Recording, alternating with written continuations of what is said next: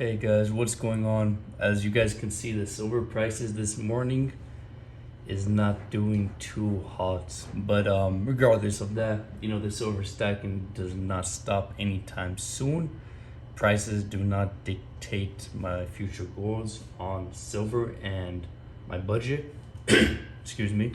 So I wanted to make this quick video since the silver price dropped a good amount this morning, and we may get more new eyes on the stacking, and you may want to start your budget now since you're getting in at a decent time, in my opinion. 1890 5-ounce bars. A lot of things about 5-ounce bars I want to talk about. First of all, one of my soft spots on silver, very easy to stack and very affordable. So with those two being in mind, it's probably one of the perfect ways to start stacking silver or continuing stacking silver. So let's talk about the 5-ounce bars. Right in front of me, this is a fine mint. It's a really compact bar, as you can see, very, very small compared to the other 5-ounce bars, but it's very great in width. So that's why I like it, because it's very easy to stack, number one, and the weight to it is amazing for the size of it. If I give it on the palm of my hand, my friend's hand, they're surprised by the weight, so that's always a, I guess, plus for appearance wise.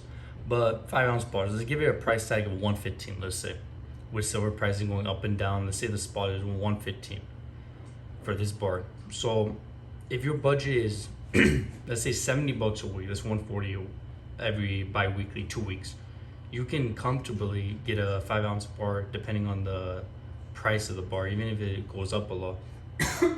Excuse me. Even if it goes up a lot, that 140 would be very, very very comfortable for you. So let's say bi-weekly the bar is 115, so you have $35 extra at that end of the week. You can always put that to the side just in case the price goes up in silver, or if it doesn't, it stays around the 115 120 mark every bi-weekly. You can always buy another one once you save enough from saving that $30-20 bi-weekly. That makes sense. And I believe $70 a week can fit a lot of people's budget. Not everybody, but a lot of people, if they're getting into the stacking, and 5-ounce bars would be the ideal way to start for stacking.